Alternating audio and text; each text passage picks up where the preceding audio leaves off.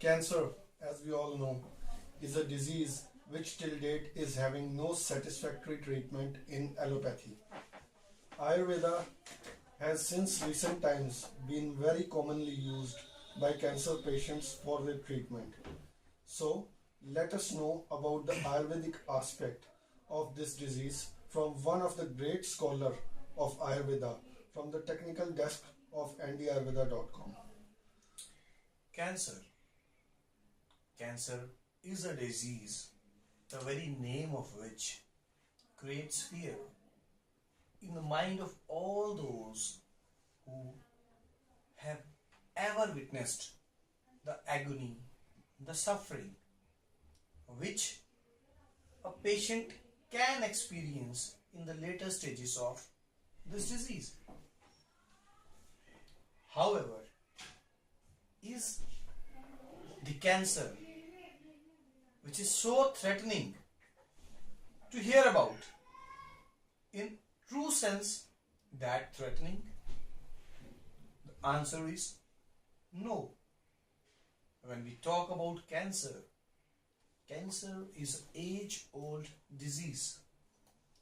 Ever since the time of Vedas, in Atharva Veda, cancer was mentioned by the name Arbud. Arbud was the term which was used for cancer. If we talk about cancer, a disease in which the cells of the body start dividing in an uncontrolled manner. In this disease, the cancer, the cells, they lose contact inhibition. That is, the check which our body generally keeps on the division of cells in our body is lost in a cancer patient. Now, there are multiple reasons which are laid forwards by allopathy as to be the probable reasons of cancer. But till date, there is no reason in allopathy which can be termed as a sure reason for development of cancer. As far as Ayurveda is concerned, in Ayurveda, we believe in the theory of doshas. Vayu, that is Vata, Pitta, that is the fire element, and Kapha, that is the water element. It is believed that when these three doshas are in their requisite quantities in the body functions in a normal way. And the very reasons for disease in the body is the imbalance of these three doshas. When this imbalance in these doshas is prolonged over a long period of time without proper treatments, it can lead to numerous diseases, cancer being one of them. So that is one aspect of cancer. Now, the second aspect, Ayurveda believes in the theory of dhatus. It's the Sapta Dhatu concept which is believed in Ayurveda. And the Sapta Dhatus are namely Ras, Rakt, Mas, Med, Asthi, Majja and Shukra. It is believed that one dhatu gradually provides nutrition to the preceding dhatu, which is mentioned very nicely in a shlok, Rasat Rakto Tatau Masam Masan Med Asthich Asthino Majja Tato Shukram Shukrad Garbh Prajayate. That is, from Ras is formed Rakt, from Rakt is formed Mas, from Mad is formed Med, from Med Asthi, and from Asthi Majja. And eventually from Majja, the Dhatu which is evolved is Shukra Dhatu. Now, connecting one dhatu with the preceding dhatu are micro channels in the body. When one of these micro channels or more than one of these micro channels get occluded due to doshas, nutrition reaching one particular kind of dhatu increases more than required, while the nutrition reaching another dhatu decreases than required.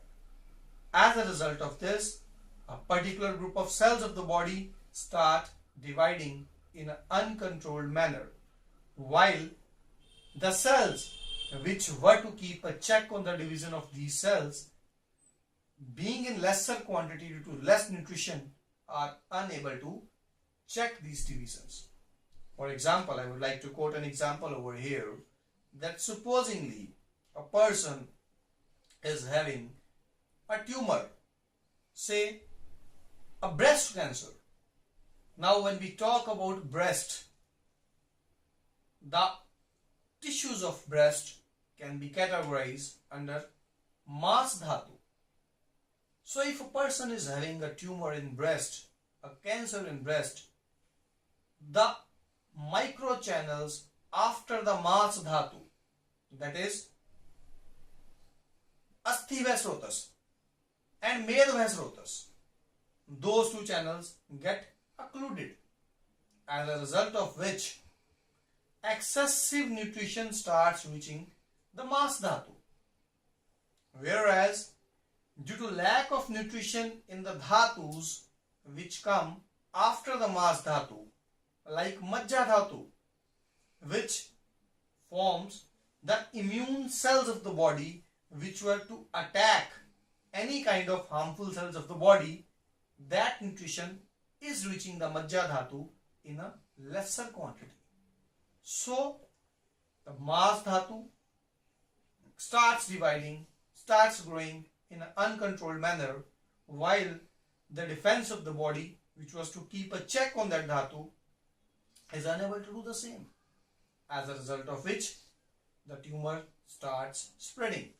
So this is the second reason of cancer.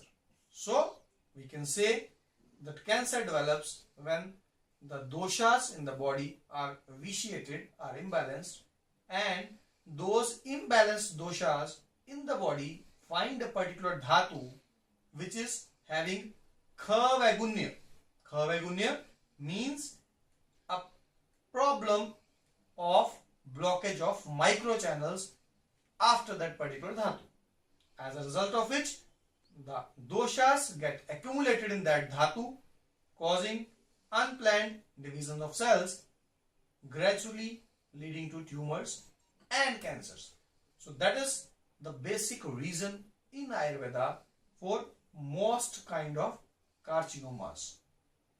Now, when we are saying this thing, that this is the concept of Ayurveda for cancer, if we start to categorize cancer, there are doctors, there are physicians, just for the sake of making money, they commit that there is no problem in a cancer patient, which in itself is completely a false statement. When we talk about cancer, in Ayurveda also, cancer has been categorized into various categories depending upon the site of cancer, the extent to which the cancer has already progressed when a patient is reaching the doctor, metastasis, that is any branches which the cancer has given in corresponding organs, the general health of the patient, that is whether the patient is emaciated or whether the patient is strong enough to fight the disease. So there are various kind of aspects according to which a physician decides that whether the cancer is krich sadhya, that is a disease which can be treated with a difficulty, or yapya, a disease which can't be cured but the life of the patient can be prolonged to a very long time period without any risks. Or the third category, that is pratyakaya. Pratyakaya means a cancer patient when he has a cancer to that an extent that we cannot save his life, but we can prolong the life to a particular time span, that kind of a disease is known as Pratyakya disease. So, a cancer can be Krichisadya, that is curable, Yapya, which is not curable but the life can be saved, or Pratyakya, in which the life can only be prolonged to a certain limit. It all depends upon the type and the other aspects of the cancer which I just mentioned. So that is basically the Ayurvedic aspect of it. And when we talk about the treatment aspect, what exactly we do in a cancer patient? There are two kinds of treatments that we offer in a cancer patient. One is Shaman Chikitsa. Second is Shodhan Chikitsa. Firstly, Shaman Chikitsa. Shaman Chikitsa is the medicinal treatment of a cancer patient. When we talk about the medicinal treatment of a cancer patient, since Ayurveda is a part of Vedas, so Ayurveda is having full faith on the power of Almighty, that God. So this kind of treatment is further categorized into Dev Vipasya Chikitsa and Yukti Vipasya Chikitsa. Dev Vipasya Chikitsa is the spiritual aspect of cancer treatment, which I won't mention over here in details. You can say contains in it astrology also. And Yukti Vipasya Chikitsa is the treatment which we as doctors plan out for a patient and provide it to the patient for the betterment of the patient. The Yukti Vipasya Chikitsa can further be categorized into three kinds of treatments. First, the herbal treatments. The simplest kind of treatments, that is treating a patient with a combination of medicinal herbs in their extract forms, those herbs which are having the capability of immunomodulation, that is they make the immune system more potentiated. Srotoshodhak, that is they remove the occlusion of the microchannels of the body. And dosh normalizing, since we talked that the doshas are imbalanced, the herbs which balance those doshas. So that is the aspect of the herbal treatment. The second treatment is minerals. There are minerals which, when clubbed with medicinal herbs, it quickens up the action of those herbs so that the action is instantaneously. At times people complain that Ayurveda is a slow acting pathy. But if minerals are used in a proper manner with herbal extracts, Ayurveda becomes a very quick pathy. The third aspect is usage of metals. When it comes to usage of metals, it is something which is always a contradictory thing in allopathic medicinal sciences and Ayurvedic medicinal sciences, because Ayurveda has been using metals in their purified and organified forms since ages. Now what these metals do is that from very first dose, they directly do selective scavenging for the body. By selective scavenging, we mean to say that just like any chemotherapy, in which chemotherapy is having ill effects on all the cells, whether it's cancer cells or body cells, unlike that, these metals only and only attack the cancerous cells, while they provide nutrition to the cells which are useful for the body. So, one of these or all three categories of these medicines can be used for the treatment of cancer patients. That is the medicinal aspect of the Shaman Chikitsa. The second treatment which I was telling about is Shodhan Chikitsa. Shodhan Chikitsa is the taking out of doshas from the body through the usage of Panchakarma. Panchakarma in itself is something which Ayurveda provides as the best treatment solution for a particular disease when we require a very quick action. What we do in Panchakarma is that we do cleansing of the body from the very roots. when cleansing of the body is done from the very roots, the body becomes better for the acceptance of any kind of medication. As a result of which, the speed of action of any kind of medicine is even more quicker. So that is the aspect of treatment of cancer as far as Ayurveda is concerned.